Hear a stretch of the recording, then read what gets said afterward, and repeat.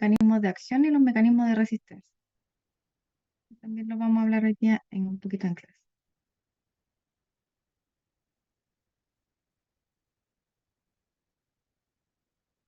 Está todas las clases en la carpeta. Ahí subí la de microbiota, subí esta también de control de microorganismos y las lecturas. Así que ahí ustedes pueden revisar.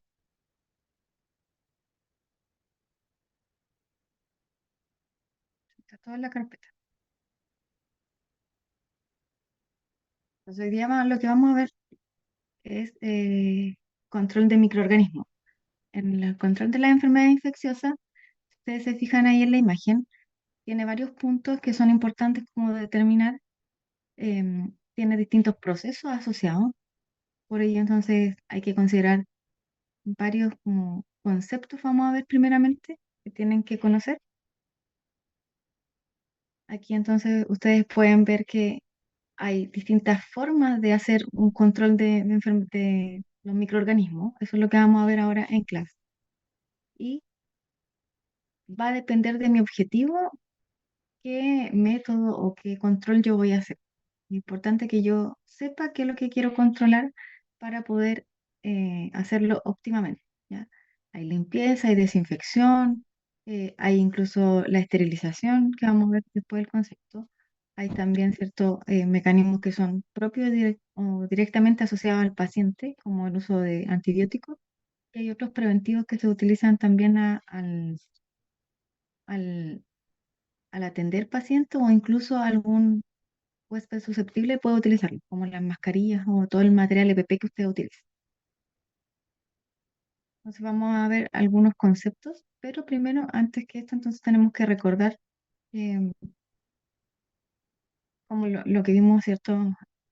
Anteriormente, que esto, toda esta cadena finalmente de transmisión es importante y en cada uno de los puntos asociados a esta cadena yo puedo hacer control de microorganismos. ¿Ya? Se recuerdan que hay reservorios o fuentes de infección, va a depender, ¿cierto?, del rol que cumpla. Cuando es un reservorio, recuerden que es cuando el microorganismo habita, ¿cierto?, en ese lugar de forma permanente y de una manera que no produzca una reacción en el huésped.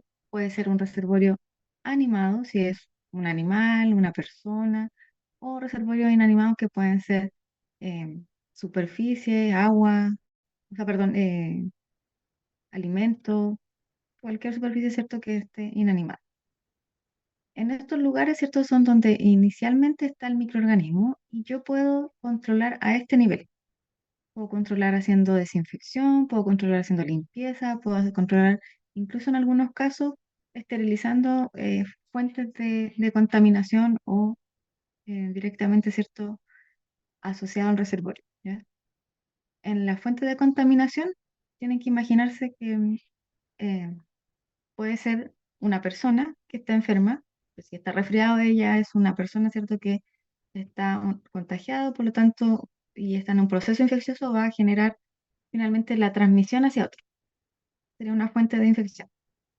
Pero puede ser, por ejemplo, si ustedes utilizan una jeringa y la aguja, ¿cierto?, la ocupan con un paciente, esa aguja después va a estar, si es que el paciente tenía un proceso infeccioso, infectada y que puede generar también la transmisión hacia otras personas si se utiliza nuevamente.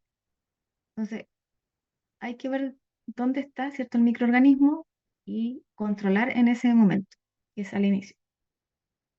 Pero puede ser, ¿cierto?, que si es una fuente, por ejemplo, animada y el paciente no se trata, no se pone mascarilla, anda resfriado, va a generar una diseminación, ¿cierto? A través de una puerta de salida va a generar eliminación de estos microorganismos hacia el ambiente, ¿ya? Porque en el caso de todo lo que es infección respiratoria, la fuente de salida sería a través de eh, la boca principalmente, o toda la parte superior, ¿cierto?, del tracto superior, va a generar tos, por lo tanto los microorganismos van a quedar en el ambiente, puede generar cierto esputo, va a depender del proceso infeccioso, pero esos microorganismos se pueden transmitir a través del ambiente. Entonces, si ese paciente no tiene un tratamiento, no tiene cierto, tampoco una mascarilla, no tiene ningún elemento que evite que los microorganismos queden en el ambiente, va a generar entonces diseminación. través de esta vía de transmisión, que en el caso de la respiratoria sería eh, por gotita o por aerosol. Estos microorganismos entonces van a llegar hasta un huésped susceptible, que puede tener, ¿cierto?, directamente una disminución de su sistema inmunológico, o si es una persona sana y el microorganismo es patógeno, le va a generar igualmente, ¿cierto?, el proceso infeccioso. Entonces también podemos controlar a nivel del huésped susceptible, o sea, de generar algún control que evite que si llegan los microorganismos, él se enferme. Vamos a ver ahora eh, algunas cosas.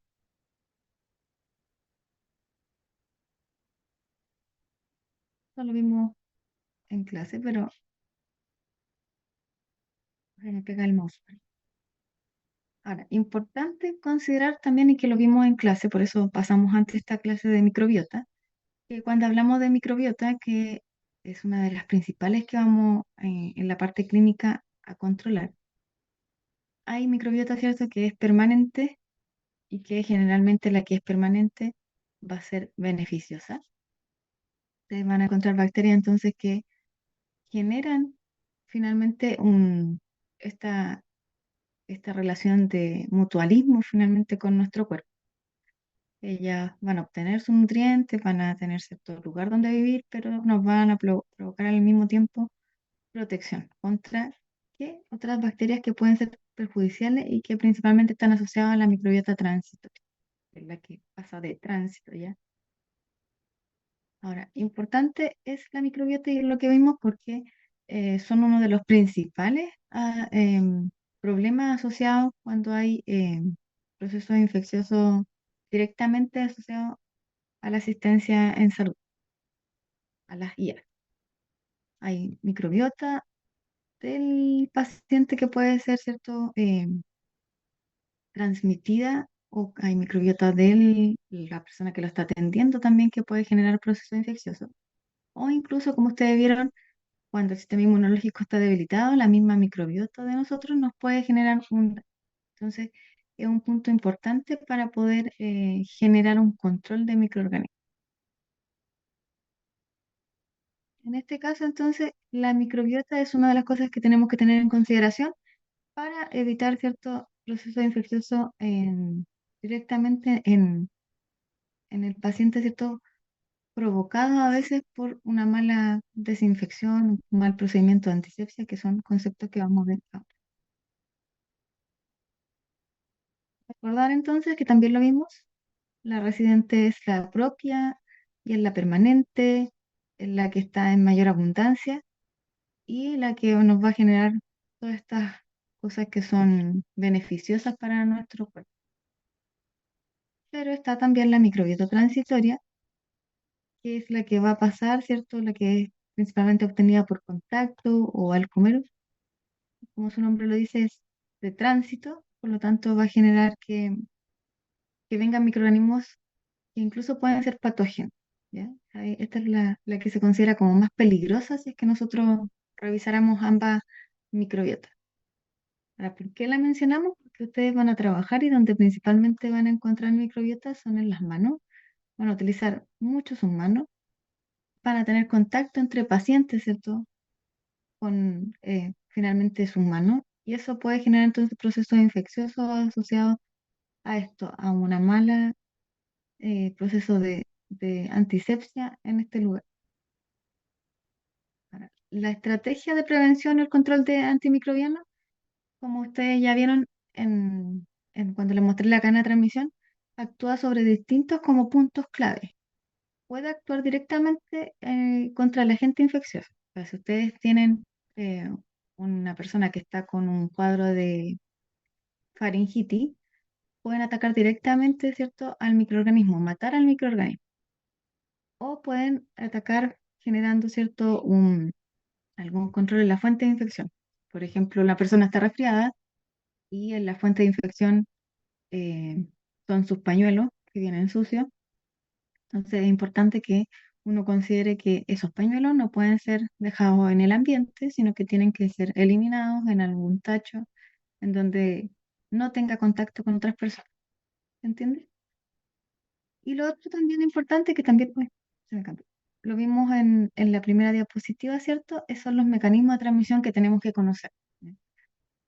Si ustedes, por ejemplo, saben que una persona está resfriada y a la persona, si es un resfrío viral, no se le puede dar ningún tratamiento más que se le da en un resfrío común, un tratamiento solamente eh, para mejorar los síntomas, para que no se sienta tan mal, pero no puedo eliminar el agente infeccioso porque en realidad el virus del resfrío común, el resfrío común se pasa solo, el sistema inmunológico es capaz de eliminar el virus. Pero sí lo que puedo controlar es que esta persona que está enferma no contagie, ¿cierto?, hacia otras personas.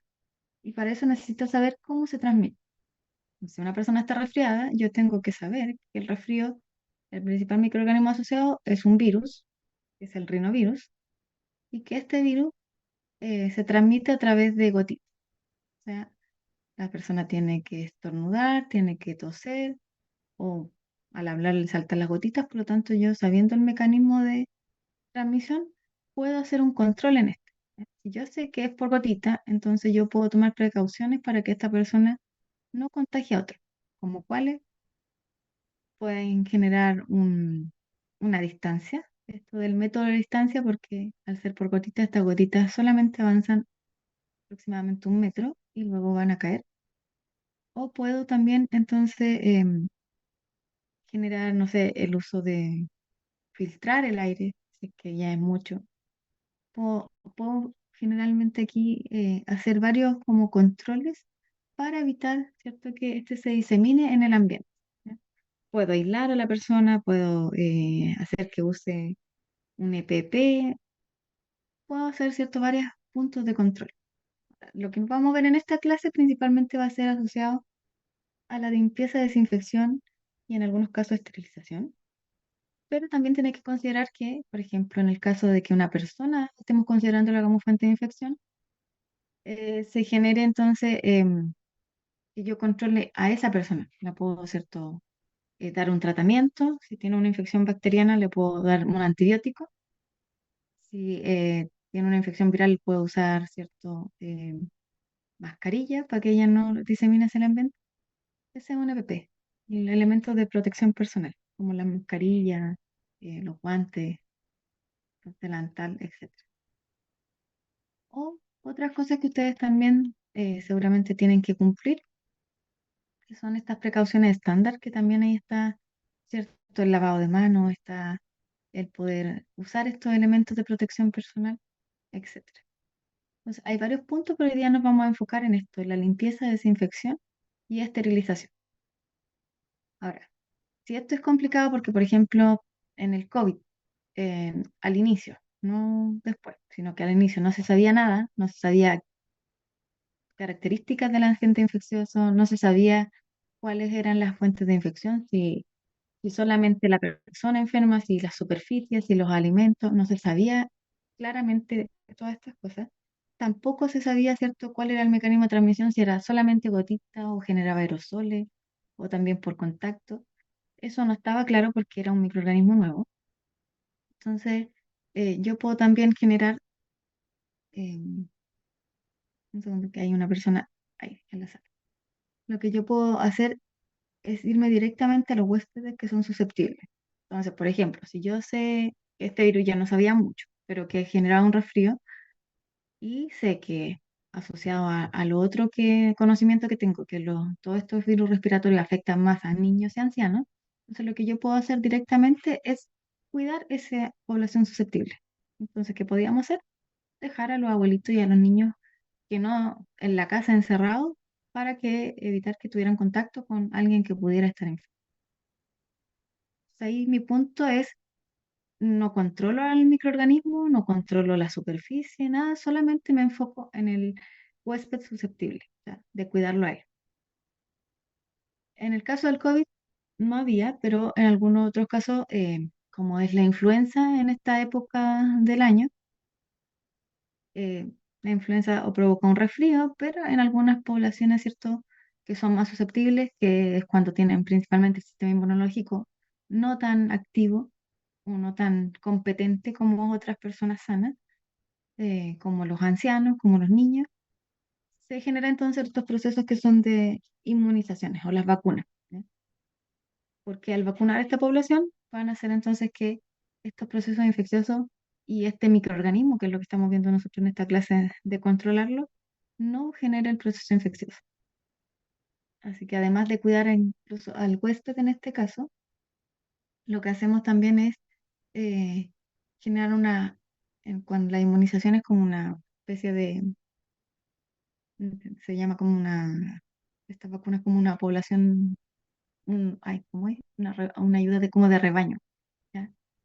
Eso quiere decir que yo, al vacunar a las otras personas que están susceptibles y también los que se vacunan y están sanos, protegemos a quienes no se pueden vacunar, una protección de rebaño. Y serían algunas personas directamente que son susceptibles, pero que no pueden eh, utilizar vacunas. Entonces hay varios puntos. Nosotros nos vamos a enfocar principalmente en estos tres: limpieza, desinfección y esterilización. Pero esto es importante también conocerlo y que ustedes lo consideren, sobre todo cuando hay estas pandemias o estas diseminaciones altamente contagiosas. Entonces aquí hay algunos términos que ustedes tienen que diferenciar. Está la limpieza, la desinfección, la antisepsia y la esterilización. Estos dos desinfectantes y antisépticos los puse para que los podamos diferenciar, pero seguramente ya los conocen. Entonces, cuando nosotros hacemos un control microbiano, el primer paso importante es la limpieza, ¿ya? Y la limpieza tiene relación o tiene un objetivo finalmente de generar una eliminación de la suciedad, de toda la carga orgánica que puede haber en un lugar. Si usted está, por ejemplo, en su casa y quiere que el piso de su casa no tenga microorganismos, lo primero que uno tiene que hacer, ¿cierto? Si ustedes tienen ahí su piso sucio, lo primero que ustedes hacen es barrer. Y ese barrer no lo hacen con el objetivo de, hoy voy a eliminar estos miles de millones de bacterias. No. El objetivo de barrer, cuando ustedes barren en su casa, es sacar las miguitas de pan, es sacar la tierra que pueda haber, los pelos de gato, de perro, sus pelos, todo lo que hay en el piso, ¿cierto? Todo lo que ha botado, comida, etcétera. Pero finalmente el objetivo es eliminar la suciedad. Ese es el objetivo de la limpieza. ¿Por qué es importante en la parte microbiológica? Porque la limpieza elimina sobre el 90% de los microorganismos que están en ese lugar, ¿ya? Los microorganismos en general se pegan a superficie, por lo tanto se van a pegar al polvo, se van a pegar a los papeles, se van a pegar a las migas de pan.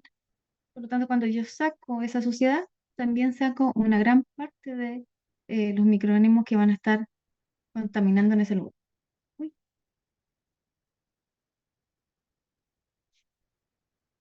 ¿ya? En el caso de la desinfección, ya es distinto porque mi objetivo ya no es quitar la suciedad, sino que es eh, generar muerte microbiana. Mi objetivo es eliminar microorganismos.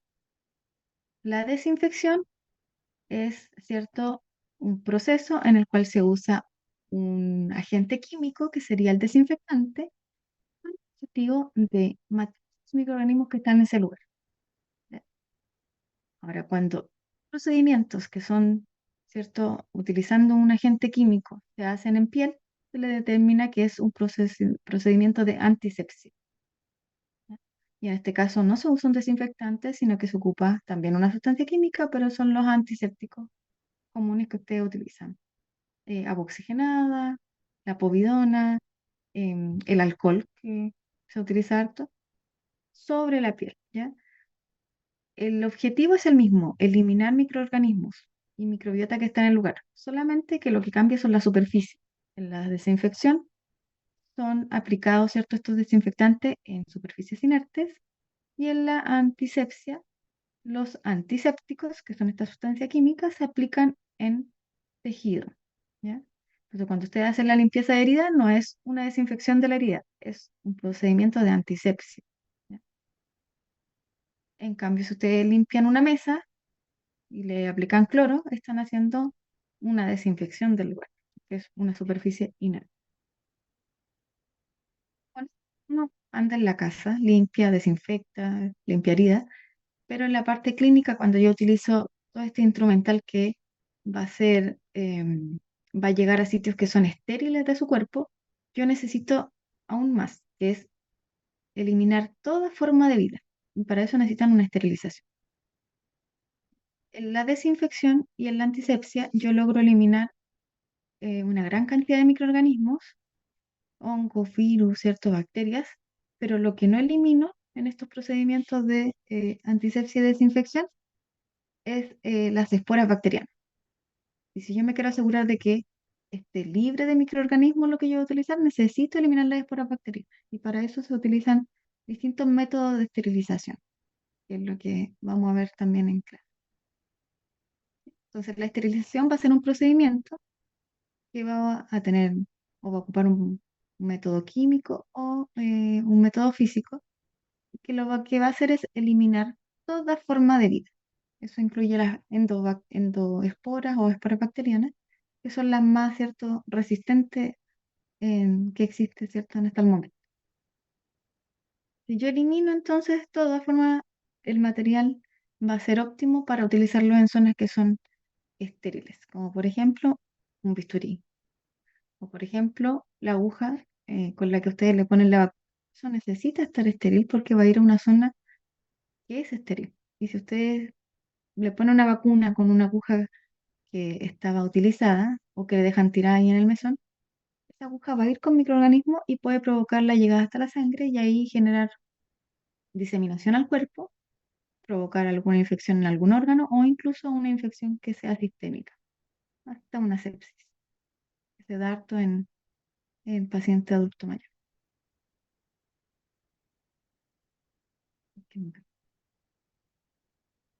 Me queda medio pegado esto. Em, la reunión se va a acabar me llegó un mensaje que se va a acabar, pero yo voy a poner otro link. Cuando se acabe vamos a hacer un break de 10 minutos y ahí yo voy a subir otro link para tener la reunión, una nueva reunión, ¿ya? Claro, que de repente se va a cortar porque ahora ya no tenemos Zoom por la universidad, no sabía. Entonces, estos tres temas también son importantes, que es la higiene hospitalaria, que tiene que ver con todos los procedimientos asociados para mantener, ¿cierto?, como, o evitar finalmente la diseminación de los microorganismos en el ambiente. Entonces es importante que hay protocolos en donde yo sé que vamos a actuar o sé lo que tengo que hacer para evitar la transmisión de microorganismos, porque un hospital es una fuente directa de infecciones, o sea, andan personas enfermas, no van las personas generalmente sanas, sino que hay sobre todo algunas unidades de urgencia en donde llega gente con microorganismos. Por lo tanto, yo tengo que saber también cómo actuar frente a eso para evitar que esas personas y todo lo que ahí se utiliza sea una fuente de contaminación y se disemine rápidamente hacia otras áreas del hospital o áreas del centro de salud. Son todos los procedimientos asociados, ¿cierto? Incluye limpieza, desinfección o incluso esterilización para evitar entonces que se diseminen los microorganismos. Y estos dos términos también son importantes, que es la asepsia, quiere decir que está libre de microorganismos, por lo tanto también yo tengo que considerar que hay cosas o algún procedimiento que yo tengo que hacer para evitar entonces o para favorecer que los lugares estén libres de microorganismos. ¿Ya? Si yo voy a hacer una intervención en una persona, necesito, ¿cierto?, una zona aséptica, libre de microorganismos. ¿Cómo lo puedo hacer? Bueno, como sale en la imagen ahí, obviamente que lavándome las manos, pero también usando guantes, por ejemplo, si es una intervención que es mayor, guantes que están estériles. Entonces necesito yo conocer, ¿cierto?, estas medidas para evitar también esta propagación de microorganismos. Y en especial, generarle un cuadro infeccioso al paciente cuando yo estoy en algún procedimiento. Ahora, procedimientos para generar una zona aséptica o un ambiente aséptico se determinan o se denominan más bien a procedimientos de antisepsia. Hay procedimientos que van a ayudar a que no se genere sepsis. La asepsia es libre de microorganismos, pero para lograr estos libres de microorganismos yo necesito hacer procedimientos de antisepsia, como por ejemplo lavado de manos, como por ejemplo uso de guantes, ¿ya? O como por ejemplo limpiar la zona antes de poner una vacuna. Todo eso va a ser entonces que yo voy a hacer un control de microorganismos en el lugar para evitar entonces que haya contagio o diseminación dentro del propio huésped. Si yo tengo una herida, lo que tengo que hacer son procedimientos de antisepsia para dejar la herida libre de microorganismos que pueda secar, cicatrizar y que los microorganismos de la piel que están rodeando esa herida no ingresen a esta zona que va a estar sin piel intacta.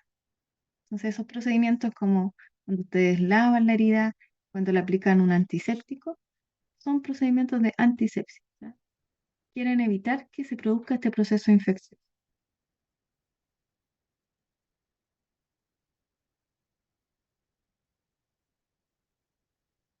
¿Cómo puedo controlar? Y aquí vamos a quedar para hacer un break. Puedo controlar y eliminar estos microorganismos de superficies animadas, que son los tejidos, o inanimadas, por tres ciertos mecanismos. Arrastre mecánico, que tiene que ver que todo lo que es limpieza, ¿ya? Cuando yo limpio mis manos al lavarlas, cuando limpio las superficies al barrer, cuando yo hago un lavado de loza con Quicks, estoy arrastrando la suciedad y con esa suciedad estoy haciendo un control de microorganismos. ¿Ya? El que yo voy a hablar un poquito más es el lavado de manos, porque es como el principal que ustedes tienen que no olvidar. Ahora, si yo quiero eliminar, mi objetivo ya no es solamente la suciedad, sino que es eliminar microorganismos, lo que yo tengo que hacer es utilizar una sustancia, o lo que yo puedo hacer es utilizar una sustancia química. Si es una desinfección, necesito un desinfectante, como ahí le puse en la imagen el cloro. Lo importante después vamos a ver es que hay que considerar algunas cositas para que sea efectiva la desinfección. O si yo quiero, ¿cierto?, evitar que se produzca un proceso infeccioso en piel, yo puedo utilizar entonces antisépticos, como la povidona, como la oxigenada, como el alcohol. Pero aquí mi objetivo es que esta sustancia química elimine al microorganismo. Y finalmente, si necesito material que esté libre de todo microorganismo, debo utilizar ciertos métodos que son un poco más agresivos y que se denominan ciertos métodos de esterilización para matar todo. ¿Y ahí qué todo? Las esporas bacterianas. Ese es mi objetivo. Si yo elimino las esporas bacterianas, me voy a asegurar porque la forma más resistente de los microorganismos, que se eliminó virus, se eliminó hongos, se eliminó las bacterias vegetativas, etc. Entonces, también vamos a ver estos que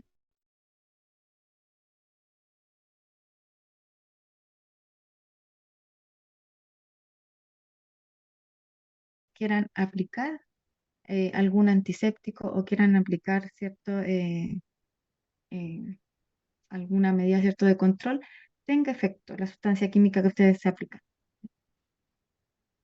Entonces, el del doméstico, la característica es que el tiempo de acción finalmente del jabón va a ser menor. Pueden ser 10 segundos que uno se aplica jabón, ¿cierto? No tiene una técnica. ¿Ya? Uno se echa el jabón normal en las manos, que salga un poquito de espuma y después se le enjuaga. Porque mi objetivo no es asociado al microorganismo, sino que mi objetivo es asociado a la suciedad. ¿Ya? Quitarme si es que tengo tierra, quitarme que si es que tengo cierto algo pegajoso como mermelada, así con mi pan, o la mantequilla, o el manjar, pero no es eliminar el microorganismo. Sirve, sirve mucho, porque ese lavado que puede ser muy cortito va a eliminar la suciedad y en esa van a ir muchos microorganismos. Por lo tanto, sí sirve. Ahora, en el caso de ustedes, ya se requiere de un poco más de atención en la microbiota. ¿Ya? Cuando ustedes se trabajan con pacientes, van a trabajar con microbiota que puede ser patógena. Por lo tanto, aquí mi objetivo en el lavado de manos ya no va a ser el mismo. ¿Ya? Ustedes se van a lavar la mano para la sociedad, pero su cabeza va a pensar en eliminar microorganismos que puedan contagiar a otros pacientes o incluso les puedan contagiar a ustedes.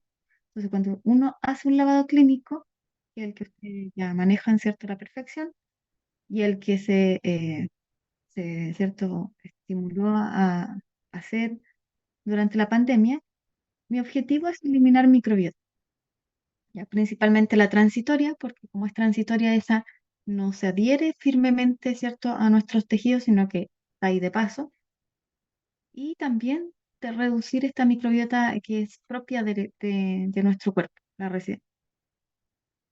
¿Por qué eliminar la transitoria? Porque en esa es donde van principalmente los patógenos. Y la residente también, ¿cierto?, disminuir su cantidad para evitar si es que ustedes tienen contacto con un paciente, que esa microbiota se la puedan traspasar.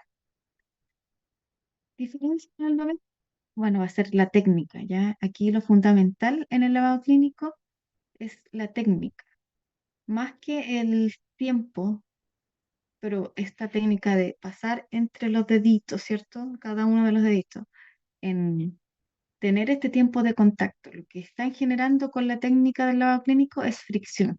Y la fricción hace que todos los microorganismos que estén pegados, ¿cierto? Se suelten y puedan ser entonces eliminados cuando ustedes enjuagan las manos. En el lavado clínico se puede hacer con jabón normal, pero también se puede usar con un antiséptico. Los tres lavados son arrastre mecánico, ¿ya? Todo lo que es lavado de manos es asociado al arrastre mecánico. Cuando yo hago fricción, cuando ustedes se están lavando las manos, ¿cierto? Para que salga espuma, cuando se lo pasan entre los dedos, están haciendo fricción. Y con esa fricción, entonces están arrastrando los microorganismos, suciedad y microorganismos. Entonces ahí la técnica es lo fundamental en el lavado clínico y el tiempo asociado, que tienen que ser, ¿cierto? Mínimo 30 segundos de fricción, no 30 minutos, o sea, 30 segundos desde que abro la llave, me mojo las manos, me echo jabón. No, y eso todo va aparte, sino que 30 segundos que están ustedes con el jabón en las manos, generando, ¿cierto?, la llegada a todos los puntos importantes de la mano. Luego de eso está, ¿cierto?, el enjuague, que es fundamental, porque en el enjuague se va a ir el jabón, se va a ir la suciedad y se va a ir, ¿cierto?, los microorganismos que ustedes lograron soltar con el proceso de fricción. Ahora, si yo quiero intervenir en zonas que son mucho más complejas, como una intervención quirúrgica, yo ahí ya necesito otro tipo de lavado que es el quirúrgico, ¿ya? Porque aquí lo que yo quiero es destruir toda la microbiota transitoria, que no quede nada, y también reducir al máximo la microbiota residente, porque vamos a ir a una zona estéril. Cuando ustedes hacen una intervención, van a una zona estéril del paciente, y no quiero traspasarle bacterias transitorias ni tampoco de microbiota al paciente, ¿cierto? Le puede provocar un cuadro infeccioso. ¿Qué cambia aquí? Por supuesto que cambian cosas. Una de ellas es el tiempo. Ya no son, ¿cierto?, 30 segundos ni un minuto, sino que son aproximadamente o mínimo 5 minutos de fricción. Lo que cambia también es la zona, porque ya no solamente importan las manos, sino que también todo lo que es el brazo, el antebrazo, por lo tanto hasta el codo se genera esta limpieza, este arrastre mecánico. Y también, ¿cierto? Aquí sí es necesario usar un antiséptico. Necesitan un jabón, pero que tenga, ¿cierto?, también este efecto de matar microorganismos, no solamente arrastrarlo. Entonces, esto lo voy a utilizar cuando yo quiera hacer una intervención que sea un poco más compleja, pueda ser un poco más invasiva, porque ahí entonces pueden generar estas microbiotas de la piel, en este caso estamos hablando de las manos, un proceso infeccioso en el paciente un poco más complejo.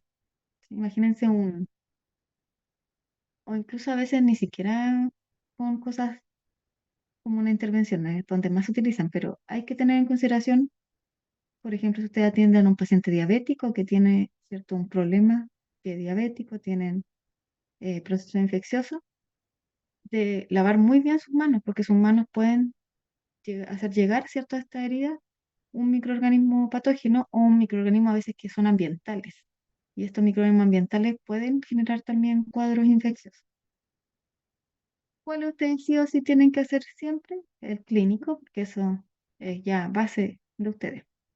Sí o sí tienen que generar esta eliminación y disminución de la microbiota.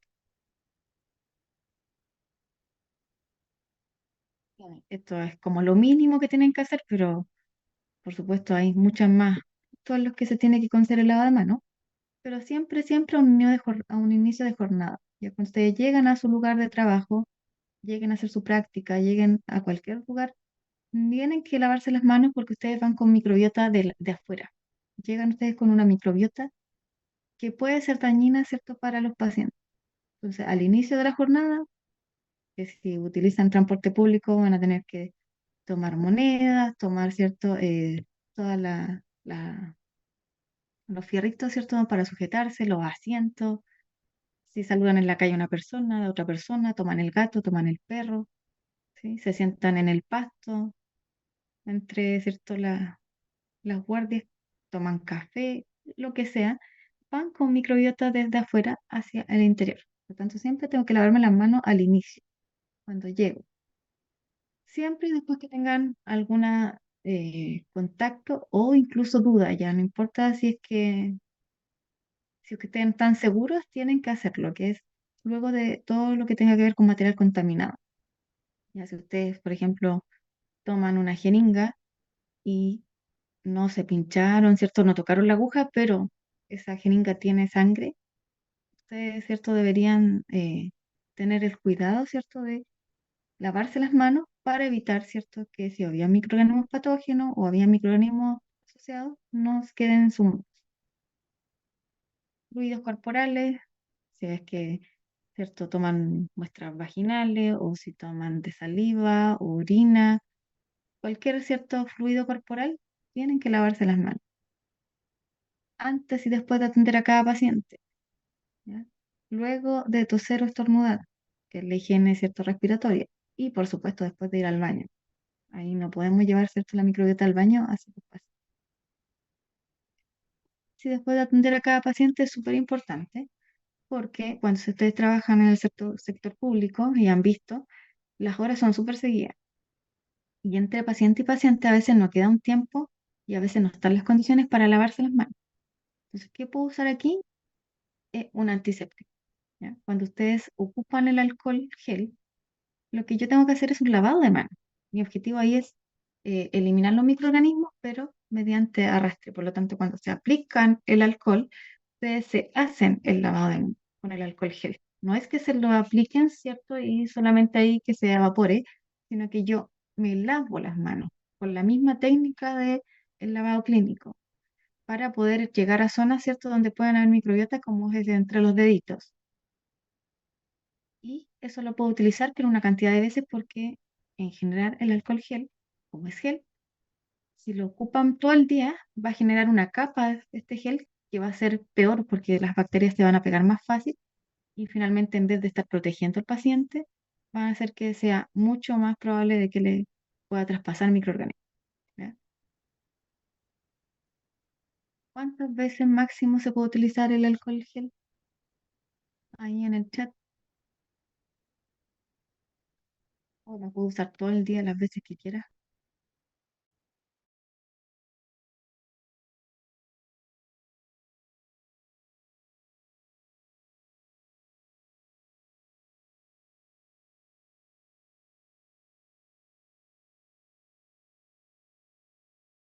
Recomendados son tres. Entonces, siempre cuando hay un lavado de mano primero, ¿ya? Cuando ustedes se echan si ustedes están todo el día ahí en la universidad, se acuestan en el pasto, comen, pololean, toman los gatitos, toman los perritos, y después van, ¿cierto?, a un local de comida y para, ¿cierto?, evitar que haya contaminación, que es lo que hacen ustedes, sacan su botellita de alcohol gel y se echan así nomás en las manos. No les sirve de nada. Que el alcohol gel lo que tiene que tener es una superficie que esté limpia, ¿ya? Por lo tanto, siempre, siempre, antes de utilizar alcohol gel, necesitan un lavado de manos. Lavado de manos para eliminar la suciedad, disminuir la carga microbiana y después aplico esto que es un antiséptico. Y este lo puedo utilizar si es que tengo pacientes en donde no hay contacto con fluidos corporales. 3 veces lo he recomendado, 5 ya lo máximo si es que estoy muy apurado y no tengo tiempo, pero después de esas 5 veces yo tengo que volver a lavarme las manos. Y de ahí puedo nuevamente utilizar alcohol gel.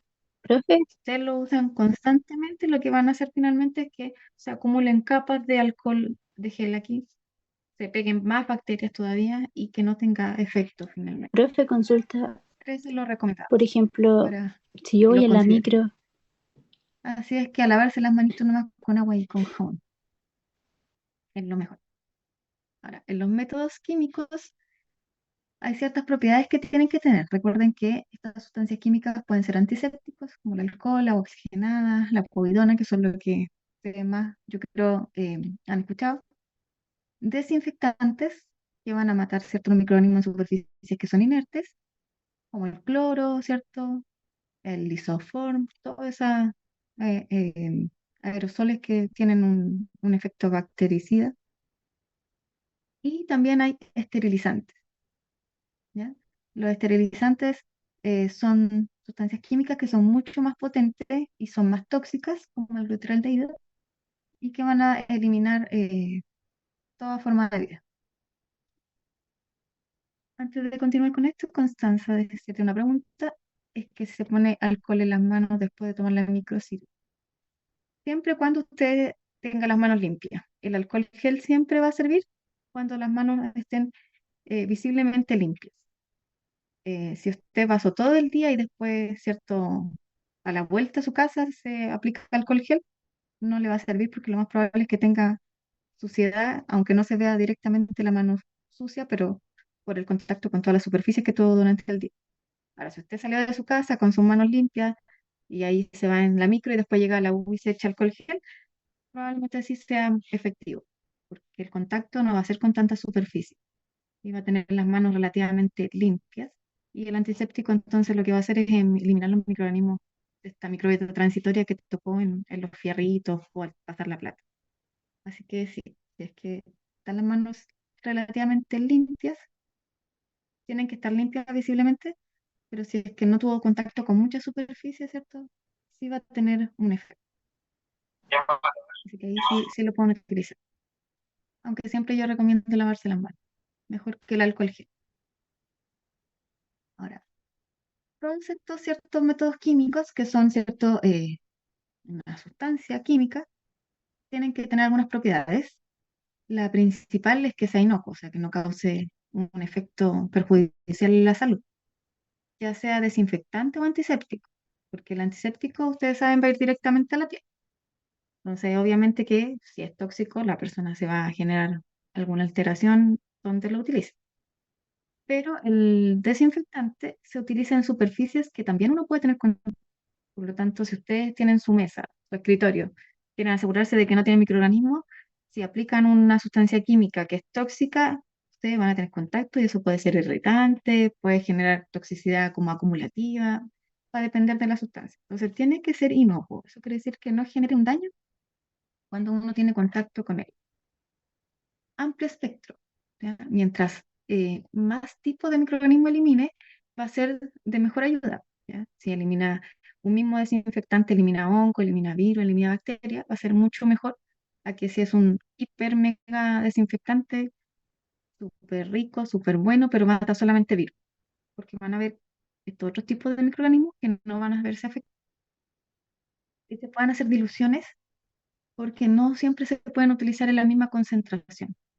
Generalmente, a mayor concentración, va a generar mayor toxicidad, en especial los desinfectantes, que no se inactive por la materia orgánica, ¿ya? Porque, por ejemplo, si ustedes lo utilizan un antiséptico en heridas o en superficies donde hay proceso infeccioso, hay sangre, hay pus, células muertas, todo eso, ¿cierto? Si es que el desinfectante se inactiva con la materia orgánica, va a hacer que no funcione.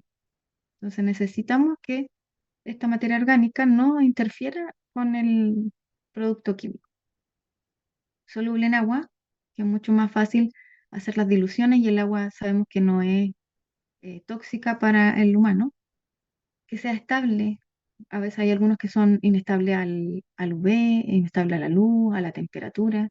Entonces también es importante que uno considere esto de que al comprarlo no les dure un día, sino que les dure cierto un tiempo para poder utilizarlo. El olor es importante porque a veces es bastante molesto y puede generar, no sé, por el cloro, si usted ha lavado el baño y no lo lavan bien además, se genera que gases que pueden ser bastante molestos. ¿Ya? Y aquí yo siempre pongo, pues porque es importante y en especial porque algunos de ustedes a lo mejor van a tener que estar a cargo de estas unidades de, a los médicos les gusta a veces harto después trabajar en la parte administrativa de los centros de salud. Y una de las cosas que uno tiene que considerar son los costos. Entonces yo tengo que buscar dentro de las opciones que hay el mejor que cumpla con la mayoría de estos criterios, pero que tenga un costo accesible y que no sea un costo tan grande, porque los recursos no son muchos a veces. Entonces hay que considerar de no gastar tanto, pero que el producto sea, ¿cierto?, de una calidad aceptable. Ninguno de los agentes químicos de ninguna de estas tres tipos cumple con todo.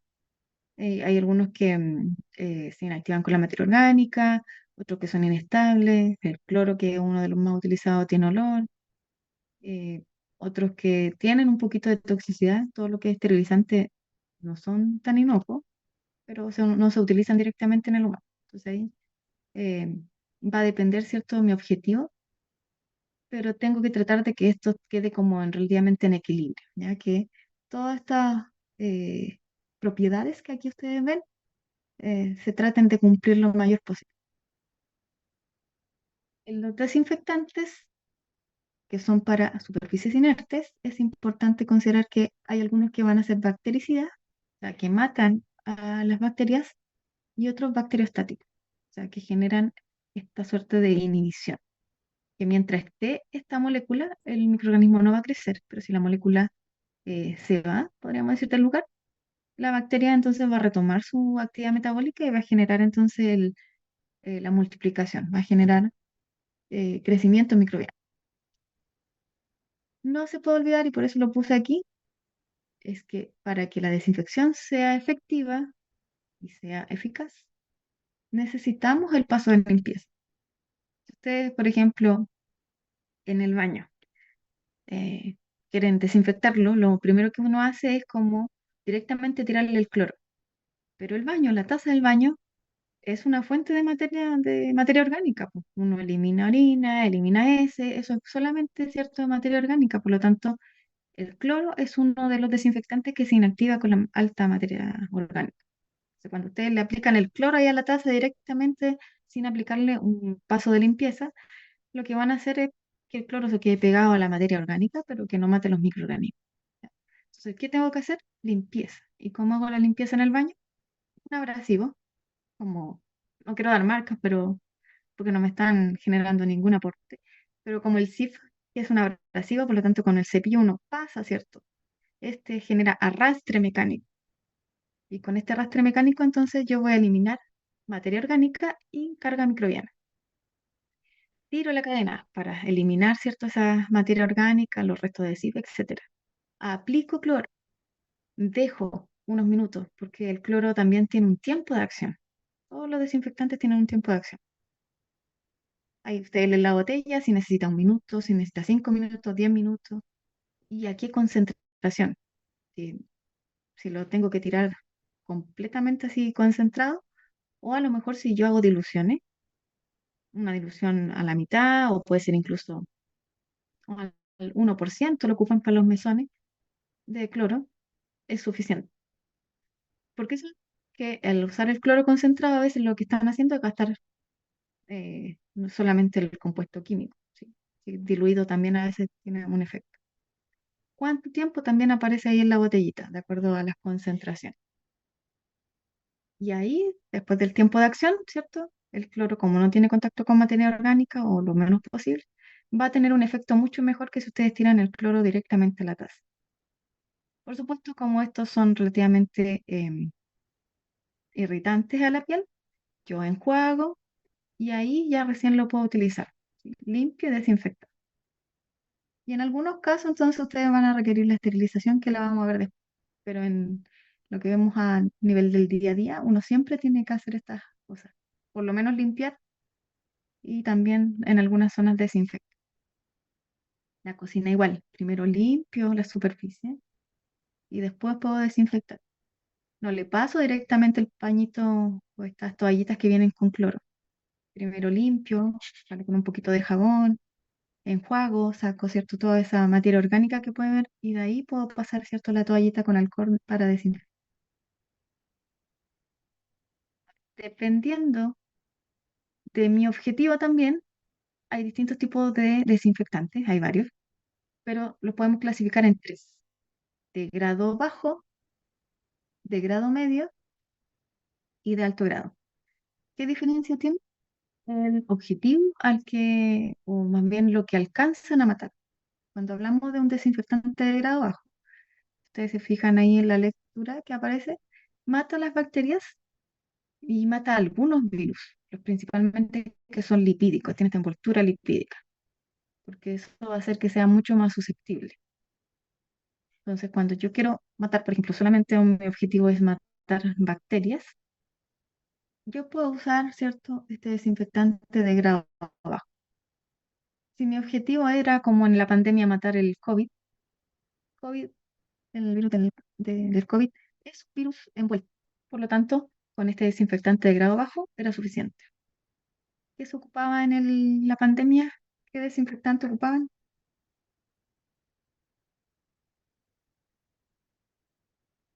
Los amonios cuaternarios o cloro, que son el cloruro de benzalconio principalmente el que se ocupa. Y es bajo, pero como el COVID era un virus de envoltura, entonces era suficiente para poder eliminar. Cuando requiero ya de matar más microorganismos y matar, por ejemplo, otros virus y también hongos, yo requiero entonces un desinfectante de grado medio. Y aquí yo puedo utilizar entonces, por ejemplo, el alcohol. El alcohol se usa como desinfectante y también como antiséptico, ¿ah? Tiene las dos propiedades. Ahora, si yo quiero eliminar algunas esporas, yo necesito ya un mayor poder, ¿cierto? Y un amplio espectro. Sería un desinfectante de alto grado. No se elimina todo, sino que dice un gran número de esporas, pero pueden quedar esporas, por lo tanto no es un procedimiento de esterilización, sino que es desinfectante de alto grado, como el glutaraldehído. Aquí les puse la tablita, el Murray es un libro que es como base para microbiología, entonces estas son las mismas tablitas que están en el Murray. Aprovechando entre edición antiguas que están en la universidad y las más nuevas, no hay mucha diferencia en cuanto a esta materia, porque esta materia es básica. Que aquí está una tablita para que ustedes puedan ver. Depende del método, la concentración en la que se recomienda. ¿Ya? Si yo, depende también de la zona en donde la voy a utilizar y depende también el tiempo de acción, de la concentración a la que la voy a usar. ¿Ya? Aquí hay algunas desinfectantes que se usan a nivel clínico principalmente, asociados, ¿cierto?, a la desinfección.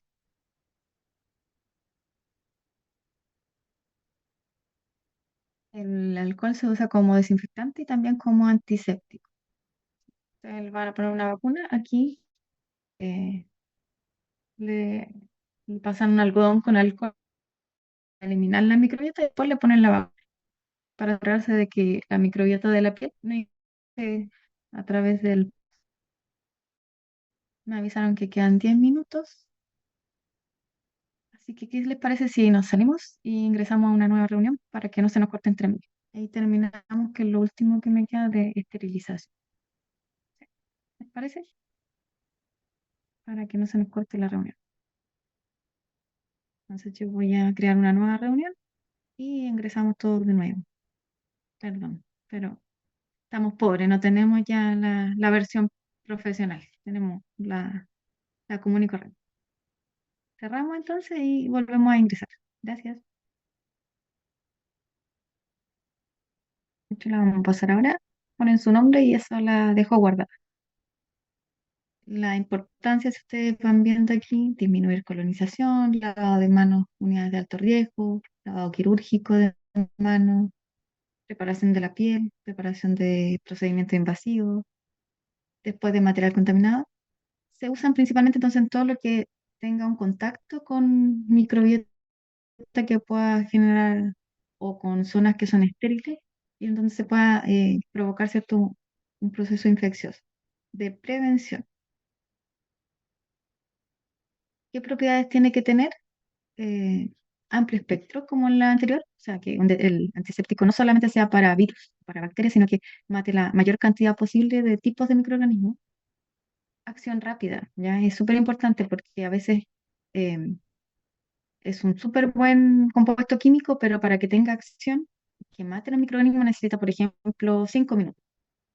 Entonces, eso, por ejemplo, si ustedes van a aplicar este antiséptico para poder vacunar, imagínense estar 5 minutos esperando que tenga efecto el antiséptico aquí para después recién poner una vacuna. En cambio, se usa alcohol, que tiene una acción inmediata. El alcohol al agregarlo está matando microorganismos e inmediatamente entonces después de que uno observa que se evapora, que son un par de segundos, yo puedo generar la inoculación. Ideal, ojalá tenga un efecto residual, o sea que yo cuando lo aplico se mantenga un tiempo el efecto del antiséptico en el lugar. ¿Ya? El alcohol, por ejemplo, tiene acción rápida, pero no tiene mucha acción residual. No dura mucho tiempo en la piel, se evapora rápidamente y no tiene ese efecto duradero, perdón, como por ejemplo tiene la povidona. Uno ve ahí la mancha y tiene más tiempo, ¿cierto?, de acción. Ojalá efecto acumulativo, o sea, si yo aplico una vez, y después aplico sobre eso otra vez, que tenga un efecto, ¿cierto?, mayor. Baja toxicidad, que no se inactive con la materia orgánica, que ya también lo hablamos, y también vuelvo a mencionar lo del costo. ¿Ya? Ustedes van a estar encargados de unidades en forma administrativa y tienen que considerar también el costo y la dosificación. ¿Ya? No me sirve un antiséptico que a lo mejor es súper conveniente a nivel de precio, pero que viene, por ejemplo, el alcohol gel, ya que lo voy a utilizar, ¿cierto?, entre pacientes, lo voy a utilizar harto, por lo tanto necesito harta cantidad, pero que viene en un barril. ¿Ya? Entonces, es mucho más barato si yo lo compro en barril. Pero para sacarlo de ese barril, que tengo que meter la mano, tengo que meter otro envase. Y en ese traspaso, a veces este material, cierto, o sea, esta sustancia química también se puede generar contaminación. ¿Ya? Entonces, no es como que el antiséptico no se pueda contaminar. De hecho, no sé si escucharon en la noticia una vez que había, creo que una povidona, parece que era o algo así, que estaba contaminado. Lo tuvieron que sacar del mercado. Era como un lote. No se puede contaminar. Los alumnos que van llegando, por favor, la lista, ponen su nombre y su apellido en el chat. Así vamos a guardar la lista. ¿Ya? Entonces, el antiséptico igual tiene que cumplir con la que mencionamos antes de los productos químicos, pero estas cositas de acción rápida y residual son súper importantes como para que tenga un mayor efecto.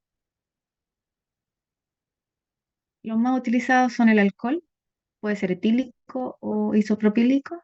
La concentración generalmente es 70% con agua para que no se evapore tan rápido y no sea, cierto, tan tóxico, porque igual genera como que se seque la piel. Todo lo que tiene yodo, ahí está la povidona yodada. Clorexidina se ocupa también cambia el porcentaje. Y los últimos dos que no, antes se ocupaba más, pero el triclosan, por ejemplo, ya se ocupa tanto porque igual generó un poco de suerte resistencia. Como que no es tan efectivo contra todos los microorganismos. Los mecanismos de acción eh, son similares como en todos los métodos de control de microorganismos, pero algunos pueden alterar el ADN, que son estos principalmente agentes alquilantes como el glutaraldehído. Algunos alteran proteínas y enzimas, como puede ser el cloro, también el alcohol, em, el peróxido que genera oxidación, y otros alteran directamente la membrana, como amonios cuaternarios y también el alcohol principalmente. Entonces, tienen distintos mecanismos de acción, o sea, cómo matan a estos microorganismos. Y lo otro que puse en esta tablita es para que ustedes consideren que cada desinfectante o cada antiséptico tiene como un espectro de acción. Ustedes se fijan, el alcohol se utiliza harto porque sirve como desinfectante, como antiséptico, y si ustedes se fijan, mata bacterias, micobacterias, mata hongos y mata virus. Por lo tanto, tiene un amplio espectro. Lo que no elimina son las esporas bacterianas, por eso alcanza a ser un desinfectante o un antiséptico, pero no un esterilizante. Ahora, el glutaraldehído, que era un esterilizante, mata bacterias, micobacterias, algunas esporas, hongos y virus. Entonces ese ya tiene un espectro aún mayor, porque elimina incluso algunas esporas. Y hay otros que tienen menos, como los compuestos de amonio. Mata algunas bacterias, no mata micobacterias, no mata esporas, mata algunos hongos y mata algunos virus. Son los virus lipídicos más que nada. Entonces, depende de mi objetivo también, es lo que tengo que seleccionar. Objetivo, matar micobacterias. Ahí en la tabla, yo no puedo usar una monterna, porque no. Pero si como en la pandemia mi objetivo era eliminar un virus lipídico, con el amonio cuaternario me basta. No necesito usar un glutaraldehído, porque sé que el amonio cuaternario me va a matar un virus con envoltura. Entonces también tengo que conocer estos espectros de acción, porque esto tiene diferencias en cuanto a toxicidad, tiene diferencias en cuanto, ¿cierto?, al mecanismo de acción y también diferencia en el costo, ¿ya? Este amonio cuaternario va a ser mucho más barata que un esterilizante como el glutaraldehído. Es menos tóxico. Entonces imagínense en la pandemia haber andado desinfectando todo con glutaraldehído. Un gasto excesivo de dinero y además tóxico. Podríamos haber dejado la escoba. Por eso uno tiene que considerar el microorganismo, qué estructura tiene. Con esto también seleccionar cómo desinfectar, cómo generar el control del microorganismo. Y por último, lo que vamos a ver hoy es esterilización, que tiene que ver, ¿cierto?, con la muerte de la endospora, que es la que se la puse ahí.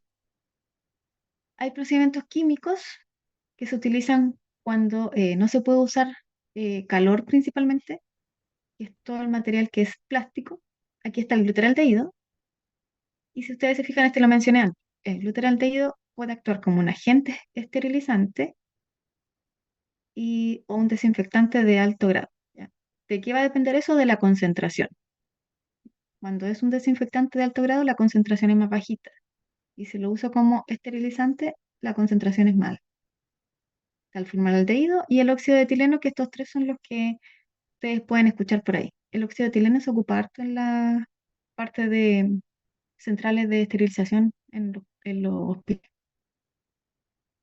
El procedimiento físico está la filtración, que la filtración, a diferencia del otro, no mata al microorganismo, sino que saca al microorganismo del fluido, ¿ya? Se filtra agua o se filtra aire, porque tiene que pasar a través de estos poros, ¿ya? La radiación, que afecta directamente el material genético del microorganismo, ahí está la UV o la gamma, que son las más utilizadas, y el calor, que es como la base, y hay calor húmedo, que va a utilizar vapor, y calor seco, que es aire caliente.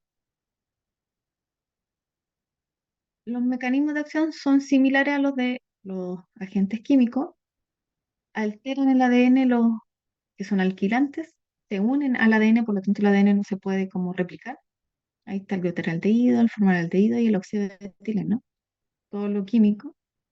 Y las radiaciones. El UV destruye el material genético y genera mutaciones. Y la ionizante, que es la gamma principalmente, también destruye y genera mutaciones. Alterando proteínas, que es por calor. Hay dos formas, por denaturación de proteínas o por oxidación de proteínas. Y la separación, que es por filtración. ¿Ya? Ahí ustedes no matan al microorganismo, sino que lo quitan del fluido de interés. Lo mismo que lo anterior. Cada método de esterilización requiere de una concentración y un tiempo de acción, ¿ya? No es que yo le aplique el glutaraldehído e inmediatamente tenga el efecto, sino que requiere que ese glutaraldehído tenga, ¿cierto?, una concentración. En este caso, para que sea esterilizante, lo mínimo que tiene que tener es un 2%. O si, por ejemplo, utilizan vapor, lo mínimo que tiene que alcanzar son 121 grados Celsius. Entonces, tiene condiciones, no es como que da lo mismo, uso glutaraldehído, da lo mismo, le aplico vapor, sino que tiene que tener algunas condiciones que cumplir para que tenga el efecto finalmente de esterilizar.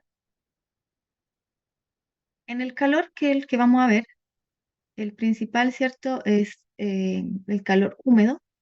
El calor húmedo, que es vapor, lo que genera son destrucción de los puentes de hidrógeno.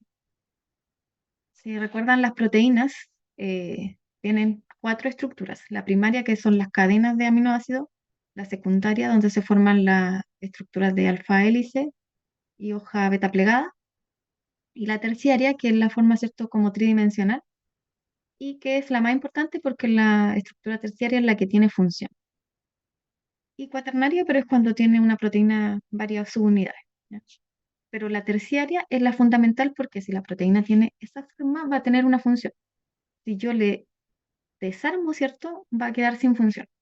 Y eso se genera por la unión de puentes de hidrógeno. Entonces, cuando destruye los puentes de hidrógeno, destruye esta estructura terciaria, y con eso destruye entonces también estas enzimas, proteínas que son fundamentales para el microorganismo. Eso hace el calor húmedo. Y hay dos tipos: la que es esterilización fraccionada, que ustedes ven aquí en la imagen, y esta otra, que es esterilización vapor a presión. En la fraccionada, como dice su nombre, son por ciclos. Se hacen por lo menos 3 veces, ciclos cada 24 horas. Si recuerdan, la bacteria puede tener dos formas: vegetativa, que es su forma activa metabólicamente; eso quiere decir que come, que se multiplica, por lo tanto genera factores de patogenicidad, genera problemas de invadir y de generar proceso infeccioso. Pero cuando la bacteria, ¿cierto?, está cómoda, temperatura ideal, pH ideal, nutrientes, está rica, rica y calentita, con comida para poder multiplicarse. Pero si yo le quito alguna de esas condiciones, por ejemplo, la bacteria vive feliz a 37 y yo le subo la temperatura, si es que ella es capaz de generar endosporas, se las va a formar. Entonces, antes de entender el- cómo se hace el método, tengo la bacteria, esta va a crecer, se va a multiplicar, siempre y cuando esté a 37 grados Celsius. Pero ¿qué pasa si yo le empiezo a subir la temperatura y ahora se la dejo a 50 grados Celsius? Esta bacteria ya no va a estar tan cómoda, por lo tanto va a empezar a generar en su interior la endospora, y cuando ya no resista más el calor, se va a deshacer de toda su parte, ¿cierto?, vegetativa, y va a quedar solamente esta endospora. Recuerden que la endospora es una forma de resistencia, no una forma de reproducción. ¿Ya? Y esta va a poder resistir esos 50 grados sin ningún problema. ¿Qué pasa si yo bajo la temperatura de nuevo y la dejo a 37? Esta endospora tiene como sensores, y por lo tanto dice: ya, hay un ambiente cómodo, voy a germinar y voy a transformarme en una vegetativa. Esta vegetativa se empieza a multiplicar, a dividir y a crecer. Lo que hace la evolución es ocupar este ciclo. Entonces, ¿qué tengo? Se utiliza cuando yo tengo un líquido, un material que no puedo aumentar la temperatura sobre los 100 grados Celsius, porque va a generar la denaturación de sus proteínas. Imagínense la leche. La leche tiene como objetivo nutrirnos, ¿cierto?, con la proteína. Si es de leche de vaca, con la proteína de la leche de vaca. Si yo aumento la temperatura, ¿voy a matar los microorganismos? Sí. Si, por ejemplo, yo le pongo 120 grados Celsius. Pero también lo que voy a hacer es denaturar la proteína de la leche. Por lo tanto, en ese caso no me sirve, porque mi objetivo es matar los microorganismos, pero que la leche quede nutritiva. Entonces, en ese caso ocupo este, que es por utilización fraccionada. Tengo la bacteria, ¿cierto? Temperatura ambiente la leche. Le subo la temperatura a 60, 70 lo máximo, que es lo que resiste la proteína de la leche. Cuando le subo, se mueren las vegetativas, pero hay algunas que van a generar endosporas, o que puedan generar endosporas. Entonces, a los 70 grados, la bacteria, unas mueren y otras se transforman en... ¿Y qué hago? La engaño. A esta le bajo la temperatura de nuevo a la leche. Como le bajo la temperatura y la dejo a temperatura ambiente, que es la temperatura que le gusta a las bacterias, esta bacteria, esta endospora, se va a transformar en una vegetativa. ¿Qué hago de nuevo? Subo la temperatura, mato las vegetativas y le doy otra oportunidad. Si es que quedaron algunas, otro ciclo, en donde subo la temperatura. mueren las vegetativas y las otras pueden transformarse en endosporas. Cuando están en endospora, bajo la temperatura para que se transforme en vegetativa. Y aquí subo la temperatura para matar. Entonces, uno se asegura de que si es que habían, ay, perdón, endosporas, se eliminan completamente. ¿Ya? Siempre se utiliza esto en líquidos o en material que es más sensible a la temperatura. Entonces, máximo se calienta hasta 100 grados Celsius, pero elimina las esporas porque son por ciclos.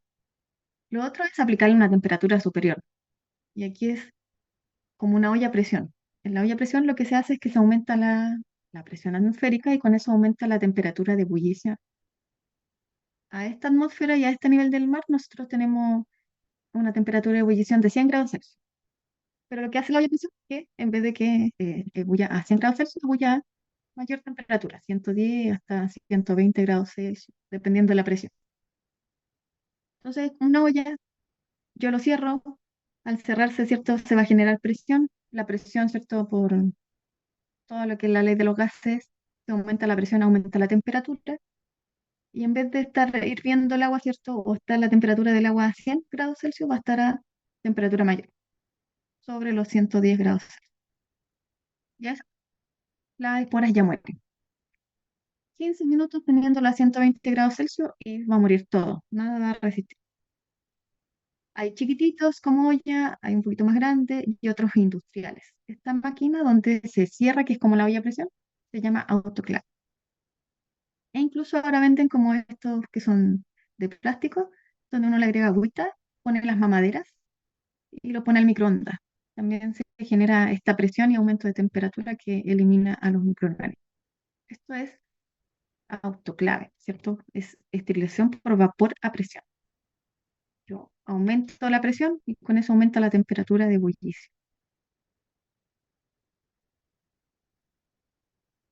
Pero no es esterilización de estos dos métodos, pasteurización y ebullición.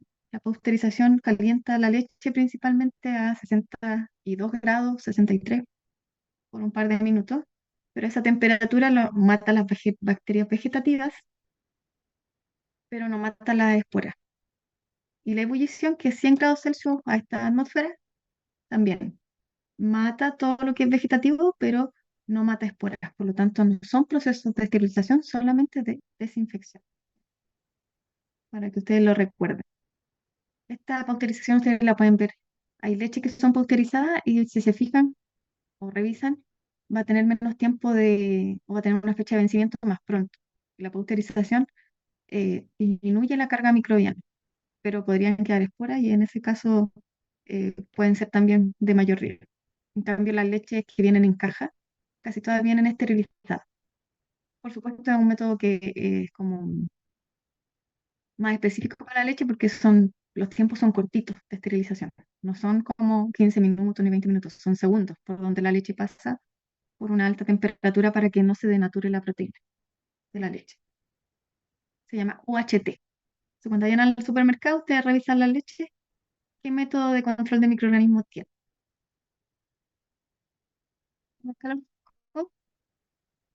Lo que se usa es calor por aire y el aire tiene que estar sobre los 160 grados Celsius. El pupinel es un horno o es una estufa, si ustedes se fijan ahí, que ya alcanza, ¿cierto?, los 180 grados, pero aquí se tiene que mantener más tiempo, 2 horas, 1 hora y media lo mínimo, el material dentro, ¿cierto?, de esta estufa cerrada y que alcance esta temperatura en forma estable. Antes se usaba mucho en la parte clínica porque esterilizaban todo el material de vidrio y de metálico, pero en la actualidad no tanto porque bueno, científicamente se determinó que no mata los priones, que son proteínas infecciosas. Pero en la parte de laboratorio, por ejemplo, donde yo trabajo, como son bacterias ambientales, y yo trabajo como muestras ambientales, priones no son el objetivo de mi investigación, así que no importa. Si tiene o no tiene priones, no me va a afectar. Pero en la parte clínica sí es muy importante porque los priones generan enfermedades, ¿cierto? Como el de la vaca loca. El flameado, que es la temperatura del mechero, es sobre los 1000 grados Celsius. Por lo tanto, si ustedes ponen ahí cualquier cosa, se va a quemar todo y lo va a matar. Y la incineración, que es quemar, es una forma, ¿cierto?, también de control de microorganismos. Usted, una forma, ¿cierto?, de los cuerpos, de deshacerse los cuerpos, le iba a decir, pero no, esa no es la palabra. De eliminar, ¿cierto?, el cuerpo, que son material biológico. Es todo material biológico asociado a biopsia, por ejemplo.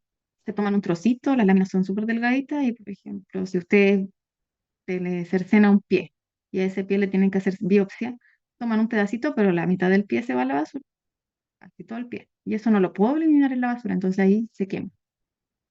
O también cuando muere una persona, ¿cierto? Ahí también se puede hacer incineración para eliminar a los microorganismos. Por radiación, que ya dijimos que la UV lo que tiene es que no es tan penetrante, por lo tanto, solamente va a esterilizar la superficie. Aquí, por ejemplo, está esta parte donde son salas de intervención quirúrgica, entonces a veces ponen estos tubos UV o a veces están en el techo para esterilizar la superficie. Y si requiero mayor penetración, por ejemplo, que atraviese papel o que atraviese láminas de aluminio, se puede usar la radiación gamma. Esta se está usando la ionizante harto en los alimentos, sobre todo los de exportación más que en los de consumo nacional, porque cuando se exporta se necesita varios días de transporte. Entonces, los microorganismos son los que descomponen los alimentos.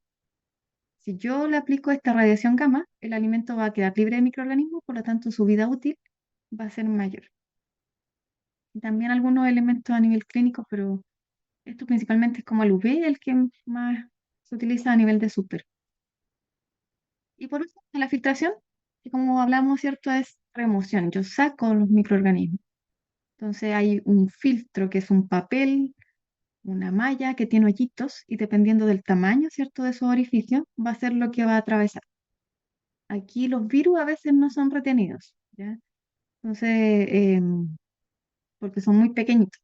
Pero generalmente el virus no anda como suelto solo, sino que anda asociado a partículas de polvo o a la saliva. Entonces queda retenido como en la superficie de la placa con esto otro, con el polvo o con la saliva.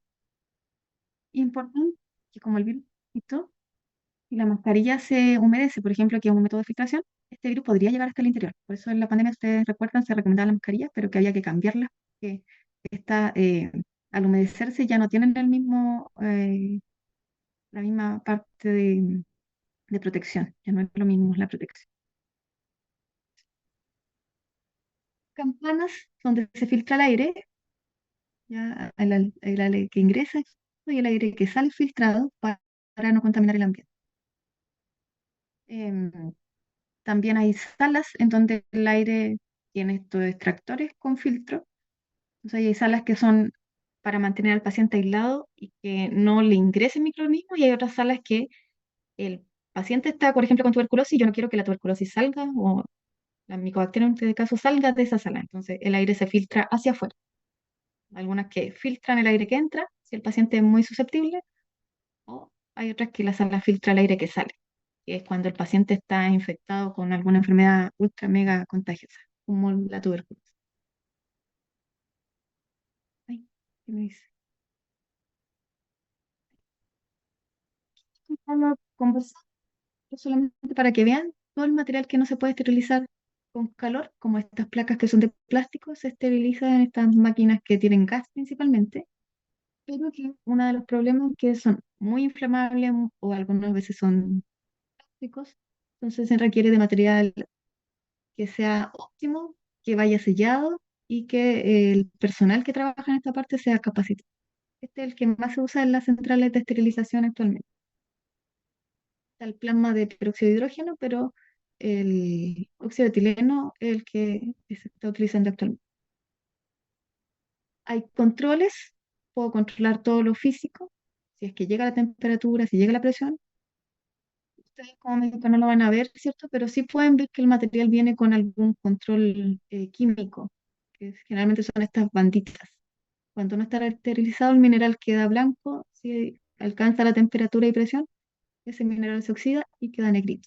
Entonces yo puedo ver el material si es que está así, no está esterilizado. Si es que está así la cinta, está, ¿cierto? Esterilizado. El biológico que se hace cada cierto tiempo para ver si es que realmente se matan las esporas. Vienen así los tubitos con esporas, yo los pongo a esterilizar y después esta espora la pongo a 37 grados Celsius. Si murieron de espora, queda moradito porque no crece nada. Pero si las esporas germinan y se transforman en bacterias, las bacterias cambian el pH del medio y se transforma de morado a amarillo. Entonces yo puedo ver que el proceso no fue eficaz. Si queda morado, fue eficaz, mató las esporas. Si queda amarillo, no mató las esporas y el procedimiento está mal. ¿Para qué? Poder diferenciar finalmente todos los métodos de control, porque ustedes tienen que, de acuerdo a dónde van a utilizar su material, generar esta suerte de control. Si ustedes tienen, por ejemplo, un termómetro axilar, se tiene contacto solamente con piel. El axilar es piel intacta. No tiene sin herida, sin nada, si es que tiene el paciente normal.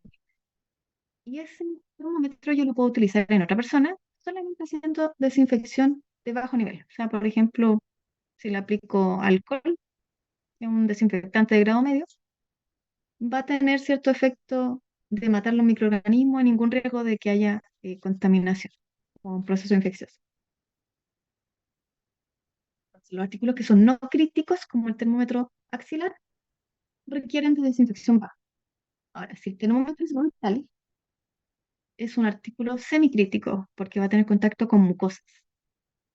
Entonces, en ese caso ya no puedo usar alcohol solamente, sino que yo necesito una desinfección de alto nivel, porque hay microbiota asociada y hay mayor riesgo de que si lo utilizo en otra persona, vaya microorganismos y las mucosas son mucho más sensibles, puede haber mayor adhesión, ¿cierto?, de los microorganismos, o puede haber absorción, ¿cierto?, que ingresen por vía vascular más fácilmente hacia otros tejidos. Entonces, requiero de mayor desinfección. Entonces, los artículos semicríticos son para tejido no intacto y para mucosas, cuando uso en mucosas. Y lo último que son los artículos críticos, son para zonas que son estériles. Si ustedes van a hacer una cirugía, tienen que abrir las capitas, entonces van a ir a zonas estériles. Aquí yo necesito sí o sí esterilizar. Como modelo. Entonces, no críticos para piel intacta, solamente desinfección de bajo nivel. Para piel no intacta y mucosas, desinfección de alto nivel. Y para eh, zonas de estrés, necesito esterilización. Aquí está la pirámide para que ustedes vean. Los virus que son lipídicos son los más susceptibles, después las bacterias vegetativas, hongos, virus sin envoltura, micobacterias y la espora bacteriana, que es lo más resistente. Aquí están los niveles de desinfección que requiere, que es lo que ya hablamos en clase. Y ahí les dejé la bibliografía para que puedan repasar la materia. Los de bajo nivel son artículos que tienen contacto con piel intacta. El fonendo, los termómetros que son axilares, todo lo que tiene contacto con piel que está sana, que no está rota, porque la piel es la primera barrera. Eso. Entonces queda como para ustedes el trabajo de la parte de antibióticos. Ese es como el trabajo asincrónico, la lectura de antibióticos, mecanismos de acción, que son la última forma de control en el paciente finalmente. ¿De qué me interesa eso? Que sepan qué mecanismos de acción hay, si altera el ADN, altera el ribosoma, qué es lo que hace, que es como la clasificación general de los antibióticos. Y la próxima semana tenemos la prueba el jueves en la misma sala que tenemos a las 8 de la mañana. Yo le subí la tabla de especificaciones, revísenla por si hay algún error o hay alguna consulta y me la hacen llegar. Si no tenemos preguntas, no olviden dejar su nombre y apellido en el chat, que va a ser la lista, y nos vemos la próxima semana.